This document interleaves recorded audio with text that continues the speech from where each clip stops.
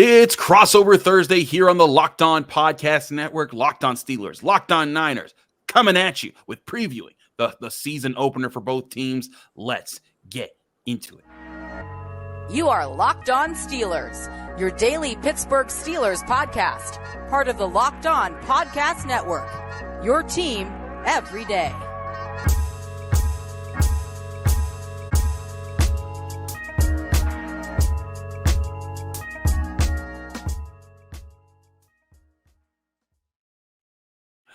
Hello and welcome to Crossover Thursday here on the Locked On Podcast Network. We are your hosts. I'm Chris Carter of Locked On Steelers. We've got Eric Crocker and Brian Peacock, both of Locked On Niners. We're here talking Steelers, Niners, giving you a full preview from both of our all of our perspectives here, covering these teams. Crossover Thursday is brought to you by Prize Picks, the easiest and most exciting way to play daily fantasy sports. Go to prizepicks.com/LockedOnNFL and use code all lowercase LockedOnNFL for a first deposit match up to $100. Now, I want to preface by everything we're about to say is that we're taking you behind the scenes. This is a take two. We did a whole show early on, and then the Niners, literally like 30 minutes after we finished, we're like, oh yeah, we're just going to drop the biggest defensive contract. And there you go. Brian Peacock wafting himself with the new Nick Bosa money. That contract drops. So the rest of this show, we'll preface, we are redoing the first segment. The rest of the show was recorded before the contract. We didn't talk about as much Nick Bosa, so please understand that if we bring it up, then that's why there might be some confusion. But I got to get you guys' thoughts on the deal, it being the most expensive deal for a defensive player in NFL history, and what it means for him to be playing.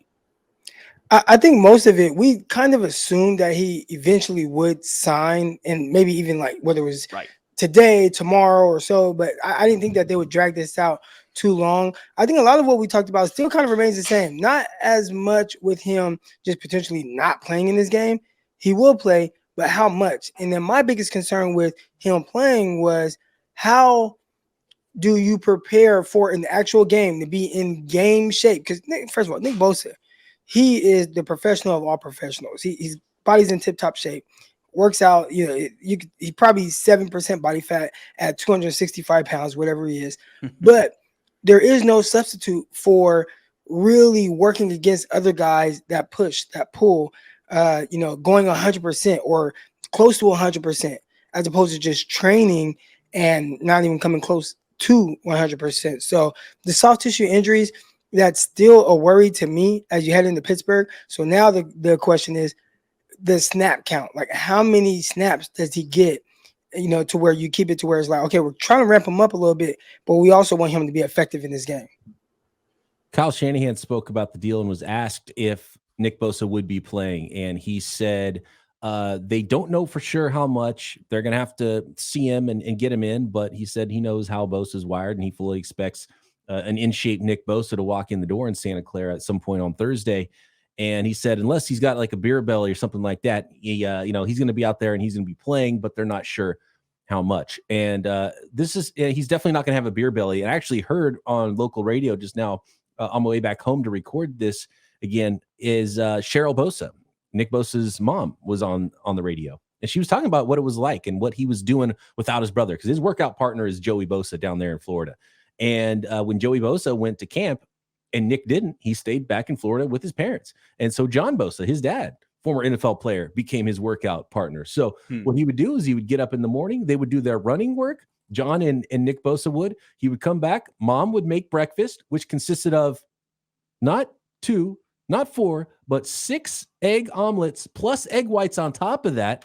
And basically he would go back and do the weights and do more workouts with John Bosa, come back, get more food from mom, basically protein and veggies. Like, that's the diet. So if you want the Nick Bosa physique, work out multiple times per day and eat nothing but loads of protein and veggies. So that's the insight from Cheryl Bosa. Appreciate that. So I don't think a beer belly is incoming for Nick Bosa.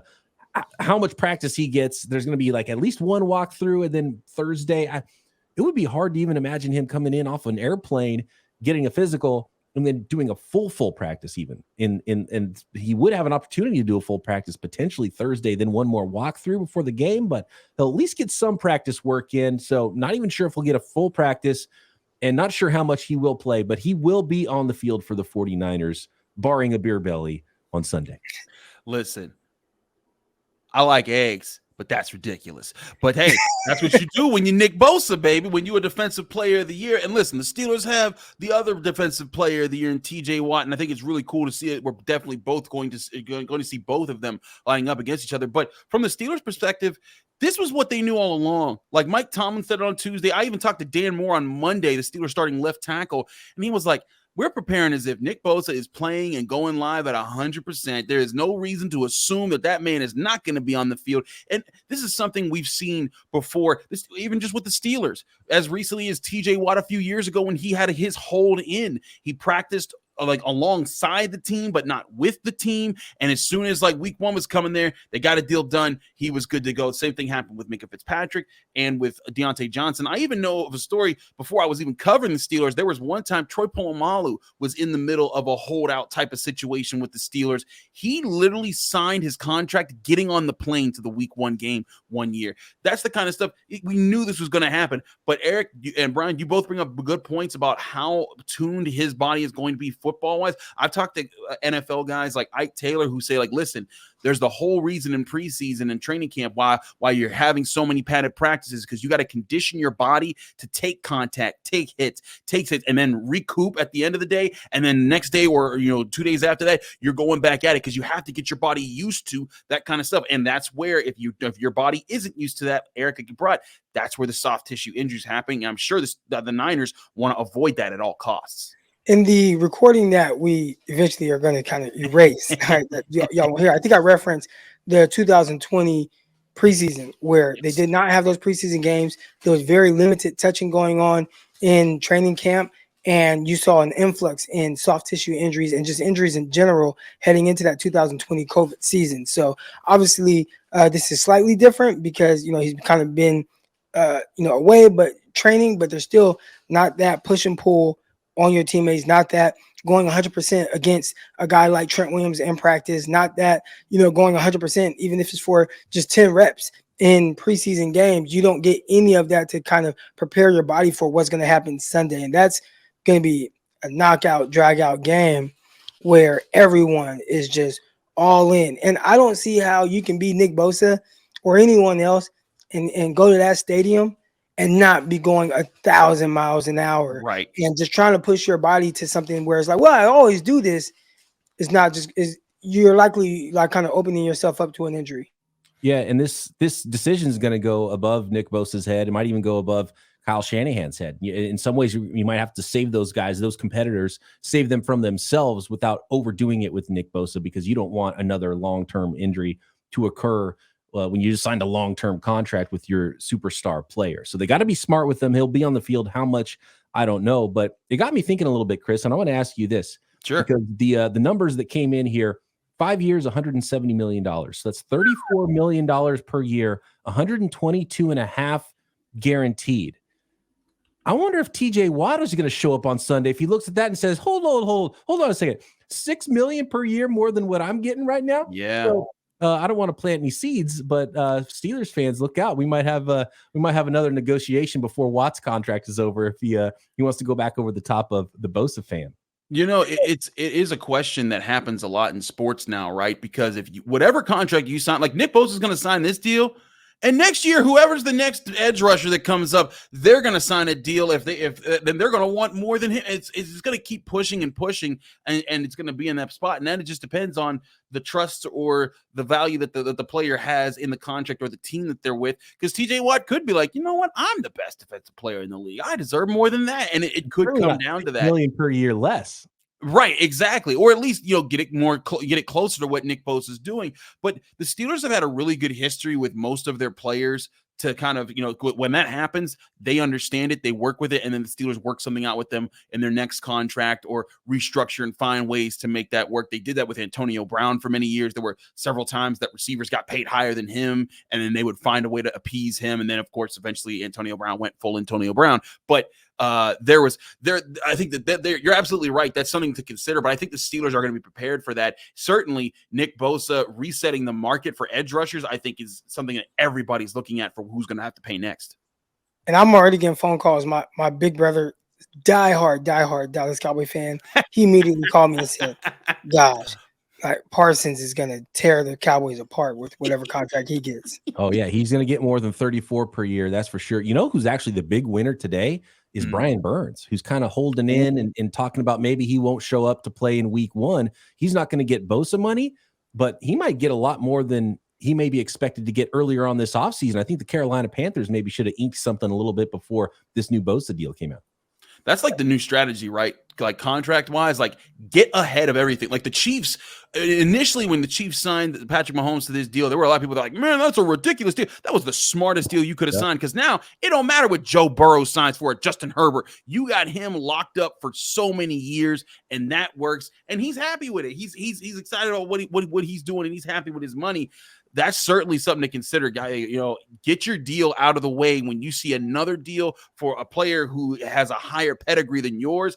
Get it out of the way before they reset your market for you, as the Niners have. We have a lot more aspects of this matchup to talk about here on Crossover Thursday on the Locked On Podcast Network. So stick with us as the guys from Locked On Steelers and Locked On Niners break things down. Chris Carter, Eric Crocker, Brian Peacock, as Brian's counting Bosa's money over there, literally right in front of him. But first, before we do anything else, we're going to talk to you how you can earn some of that Bosa money.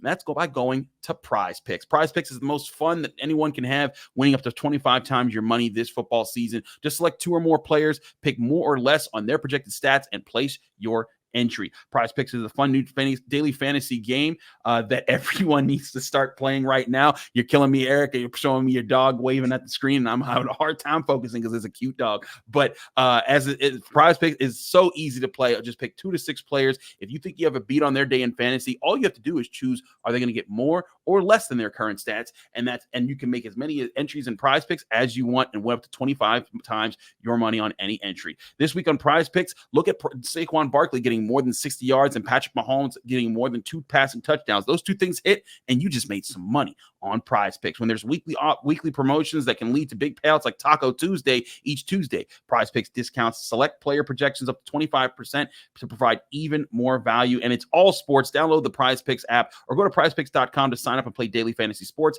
That's prizepicks.com/LockedOnNFL. Use code LockedOnNFL for a first deposit match up to $100. Again, prizepicks.com/LockedOnNFL. Use code LockedOnNFL for a first deposit match up to $100.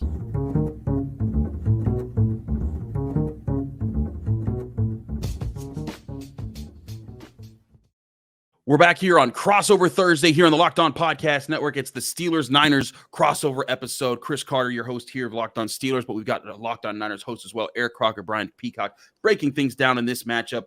Guys, I got to talk to you guys about what the Steelers defense is going to try to do with the Niners offense, because I sat in on Mike Tomlin's Tuesday press conference, and I wanted to ask him a question that would encapsulate what the Niners do on offense. But I figured, let me ask him a question about the quarterback, because I think he's going to give me this type of answer, because I've talked to Mike Tomlin for years, and I've gotten a sense of how he thinks.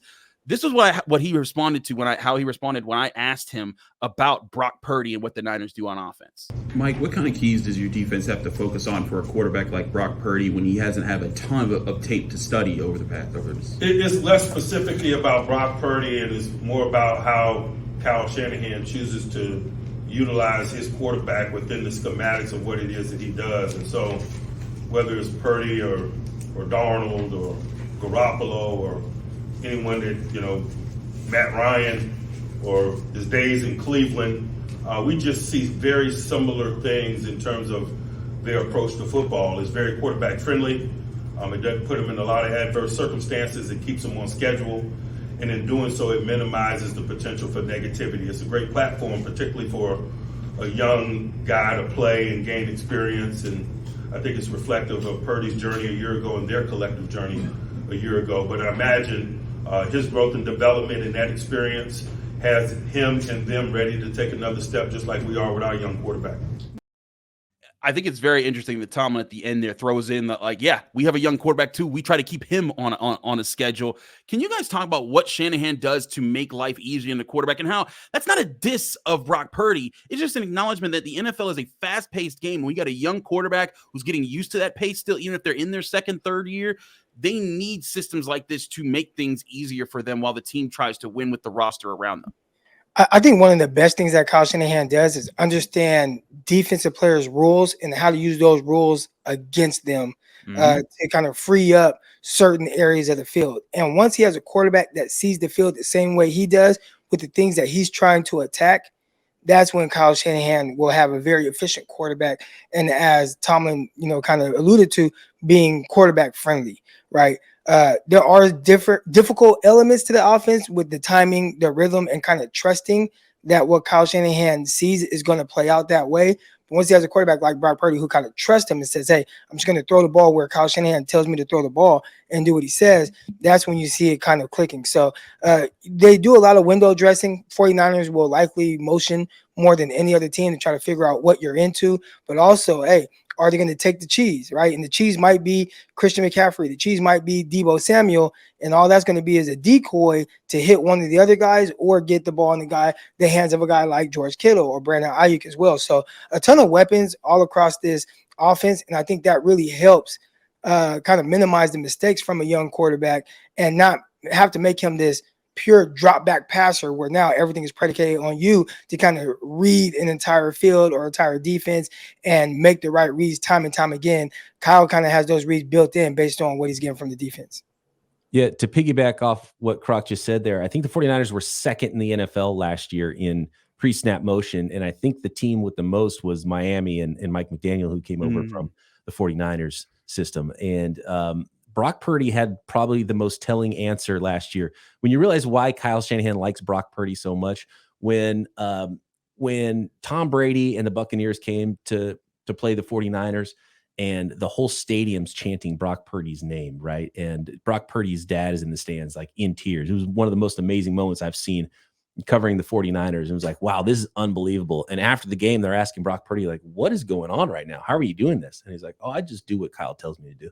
That's simple. So and that's why Kyle likes him so much, because I think in reality Kyle Shanahan's the one playing quarterback for the 49ers. I feel you on that. And that's kind of what Mike Tomlin's saying there. It's like it's a system. And listen, again, this is not a knock on Brock Purdy. It means he's doing what he's coached to do. And if you're winning games, that's what matters. So I think that's a big factor there. I think one of the things to look at for this on the Steelers aspect is how they're going to counter that. And Eric, you and I were talking a little bit off air about it, but Minkah Fitzpatrick is a huge key on that. The Steelers have a private office where Kenny Pickett goes and watches film, because that's what he loves to do. He just loves to break down film. But in that private office, the guy that's always there with him is Minkah Fitzpatrick, because he loves breaking down film. And they talk about tendencies all the time. And Minkah Fitzpatrick, he's been a guy. He's not just a dog on the field. He is a student of the game. He is working all the angles. Eric, what are the things that you see from Minkah Fitzpatrick when you watch him that Brock Purdy is going to have to watch out for? First of all, I loved Minkah Fitzpatrick coming out. I thought he was going to be a 49er at pick 9. And when they fixed their mouth to say that with the 9th pick in the 2018 draft, the San Francisco 49ers select, I thought it was, Minkah Fitzpatrick, they got my guy. And it was like, Mike McGlinchey. I'm like, damn. Okay, we'll see. Right? But he's awesome. One of the things that come to mind, first of all, just his who he is. We're talking about a guy that started as a true freshman at Alabama for Nick Saban. Like, that rarely happens, right? And then for him to have the impact that he had on and off of the field, he was a guy that was a big-time playmaker, a guy that was a tremendous leader, and I think he's carried all of those qualities over to the Pittsburgh Steelers. And you see it right away. Once he got traded to Pittsburgh from Miami, it was, boom, making plays. I remember the Colts game, near the end zone, pick 6.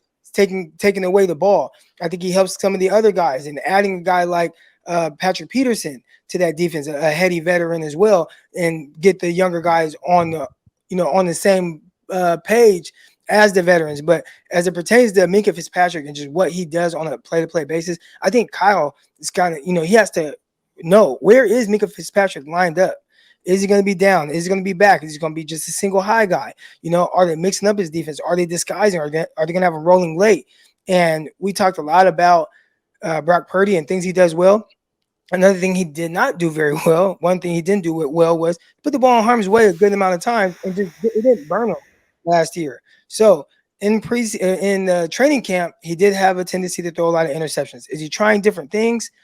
I don't know. I saw those interceptable balls in the regular season last year and in the postseason as well. It just didn't quite burn them. Well, you can't have those type of throws when there's a guy lurking back there like Minkah Fitzpatrick, because he will burn you. So that's the guy right there who I think is kind of the key matchup.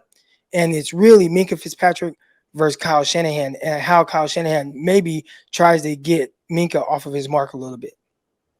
That robber coverage. We've seen it with Garoppolo. We've seen it with other quarterbacks in the 49ers system. And Minkah's really smart, and he knows that dig is coming. And can he jump in front of it at the right time and Brock Purdy not see it? You know, those are some of the matchups I'm looking for in this one. That'll be really fun. Sort of the game inside the game, the head games that are going on between Kyle Shanahan and Minkah Fitzpatrick and the quarterback. And he look him off. He's a young quarterback, you know, so it's a lot to expect from a young player that's really only played 8 NFL games.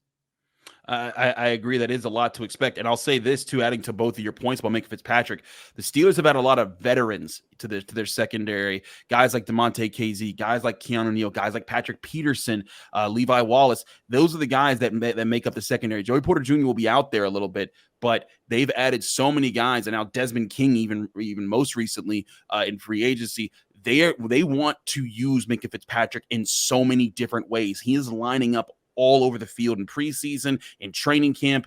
I think you're going to see him a lot in that robber role, but he won't just be there anyway. It used to be that he kind of had to just be the robber and the free safety because they had no one. Like Terrell Edmonds was a box guy, but now they have multiple guys that can play multiple roles, and the Steelers feel very comfortable moving him place to place. And he's talked about that's what all I've wanted to do in this defense. That's certainly something to watch out for. I want to talk to you guys more about TJ Watt and what the 49ers offensive line has to do to account for him, as well as what Kenny Pickett has to do to counter to what the 49ers like to do on defense, and and break down just a few more elements of this matchup. We'll get to those in a minute here on Crossover Thursday here on the Locked On Podcast Network. Chris Carter, Eric Crocker, Brian Peacock breaking it down here. But first, want to remind you guys, this show is also sponsored by LinkedIn. LinkedIn, of course, is the number one place that people go to find new jobs. So if you're an employer, it's the number one place that you need to go to find new future employees. Create a free job post in minutes on LinkedIn Jobs to reach your network and beyond to the world's largest professional network of over 810 million people. Then add your job in the purple hashtag hiring frame to your LinkedIn profile to spread the word that you're hiring so your network can help you find the right people to hire. Simple tools like screening questions make it easy to focus on candidates with just the right skills and experience so you can quickly prioritize who you'd like to interview and hire. It's why small businesses rate LinkedIn Jobs #1 in delivering quality hires versus leading competitors. LinkedIn Jobs helps you find the candidates you want to talk to faster. Did you know every week nearly 40 million job seekers visit LinkedIn? Post your job for free at linkedin.com/lockedonnfl. That's linkedin.com/lockedonnfl to post your job for free. Terms and conditions apply.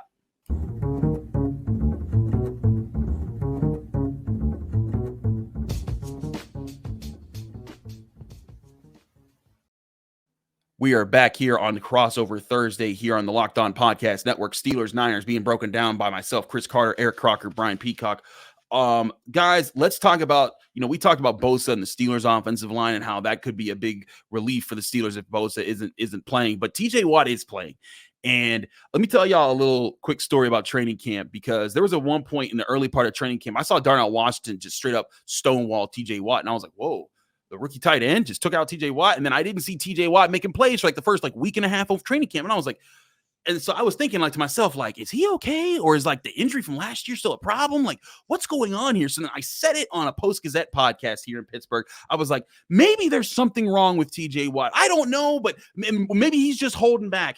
And I swear to you, I said that on a Wednesday. I went back out to Latrobe and for St. Vincent College and to back out to training camp. And that day they were in full pads and I saw TJ Watt staring at me. And I was like, is he staring at me or is he staring at someone by me? And then that next 4 reps, he utterly demolished everyone on the Steelers, the offense, to the point where Mike Tomlin said, guys, can we please block TJ Watt? And then ever since then, he just crushed everyone in training camp. It was clear he was just holding back because the Steelers said, hey, relax, buddy. We know that you're good.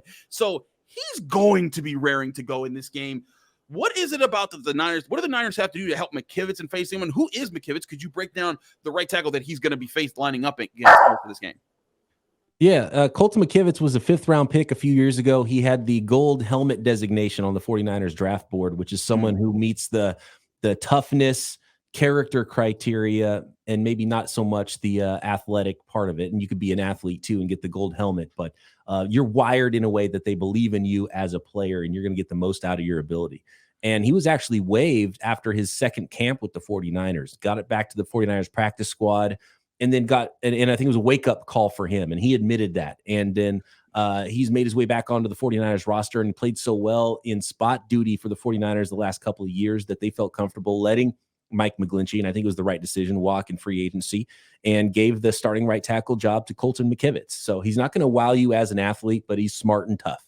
And that's something that offensive line coaches can work with when you're a smart, tough player. Might be even a little bit better in pass protection than McGlinchey was, but he's not going to get out on the wide zone and run and block people on the move as well as Mike McGlinchey did.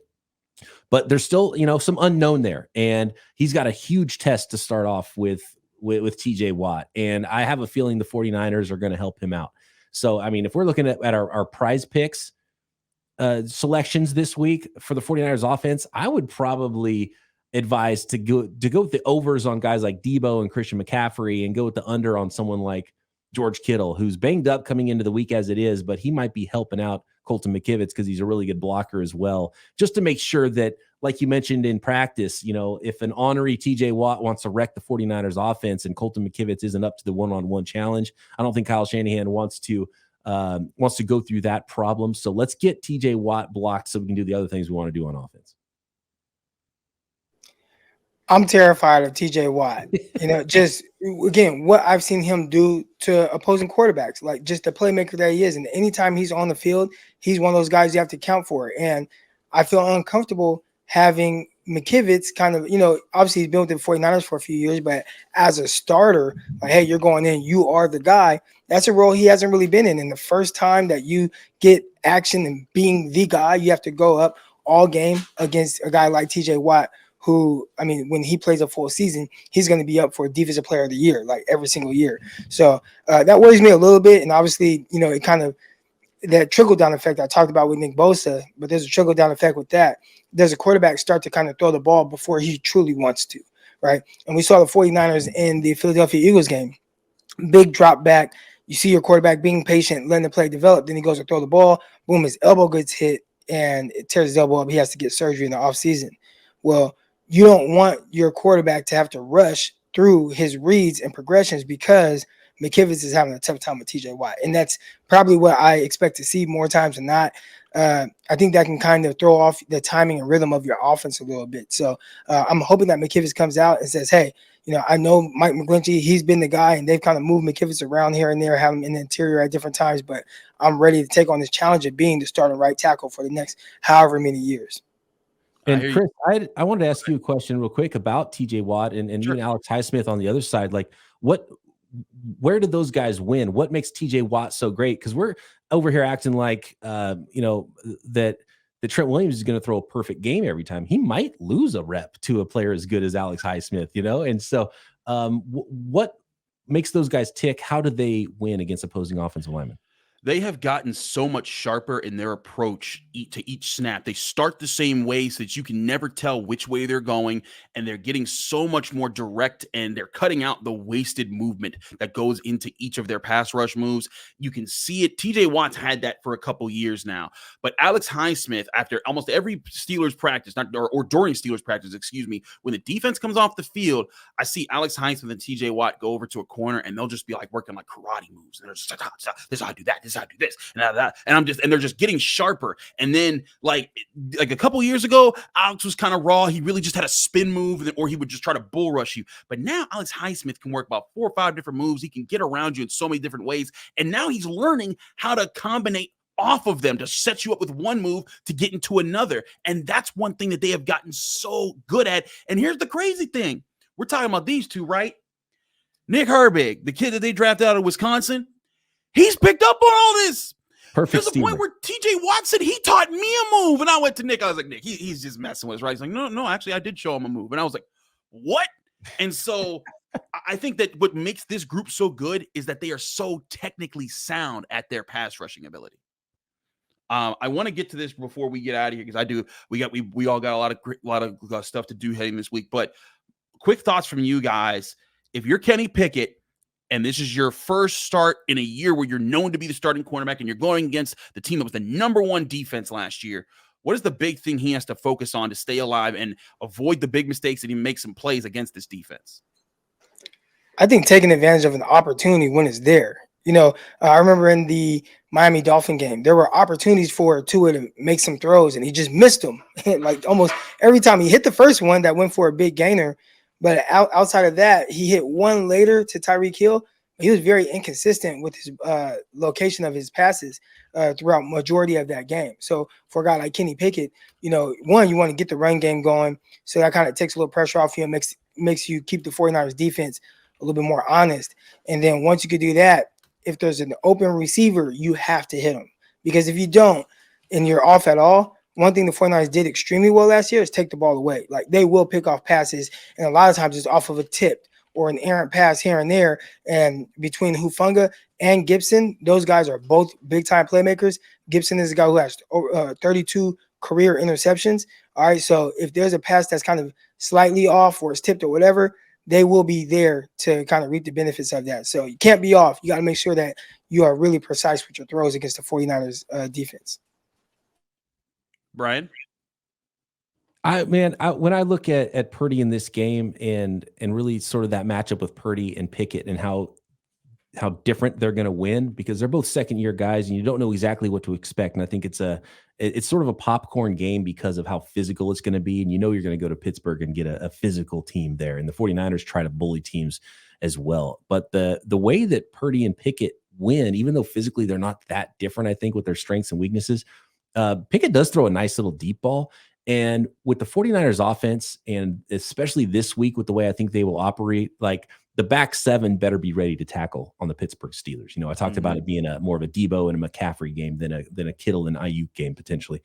And on the other side of things, I think it might be a little bit of the opposite. I think maybe if there is no Bosa, you might have that extra tick, maybe play action passes, and Pickett throws a really nice deep ball. So it's you got to find a way to get home if you can, if you're the 49ers, and prevent Pickett from making some of those throws that we've seen. I've been impressed with what I saw from him in the preseason, whether it's Deontay Johnson, hitting him on some plays, and Deontay Johnson can separate with the best of them in the NFL right now. And then George Pickens is the exact opposite, winning the ball over the top. And if he has time to get those balls out there and lay it out for Pickens to make one of those spectacular catches and those plays down the field, I think if the 49ers win this game, it's going to be over the middle. And I think if the Steelers win this game, it's going to be big plays that they are able to create, maybe on the outside on offense.